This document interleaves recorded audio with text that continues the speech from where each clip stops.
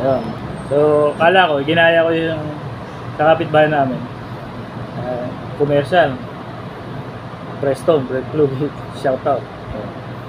Pag preno kong gano'n, bike pala yung bike. Pag gano'n ko, wala, lalong dumulas kasi hindi pala yung application nun. Kasi wala akong aral. Kaya, ang lesson doon, hindi porkit nakita mo, sinabi sa'yo, narinig ko, hindi lahat na sinabi sa'yo, totoo. Kaya, ginaya ko na walang preno, bangga ako pa, safe lang ako. Pala, yung nilalagay pala ang kapitbahay namin, hindi pala yung katulad doon sa napanood ko doon sa commercial na Preston Brake Fluid. Sprite pala yung nilalagay natin. Sprite, mas makapit. Isang lesson yun, hindi lahat ng sinabi sa'yo totoo. I'm not saying, I'm not telling you na yung sinabi ko sa'yo hindi totoo. Ito, true to life to. Gusto ko lang na may share sa'yo. Meron ka matutunan, parang podcast hindi ka naman kita, ako lang. Pwede kang mag-react kung gusto mo.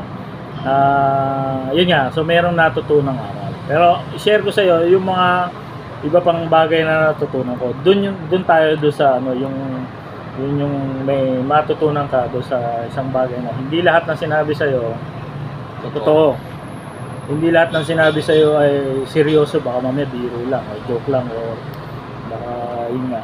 So kailangan maging ka rin. Doon pa lang maging wise ka na, maging sharp ka na. So doon tayo.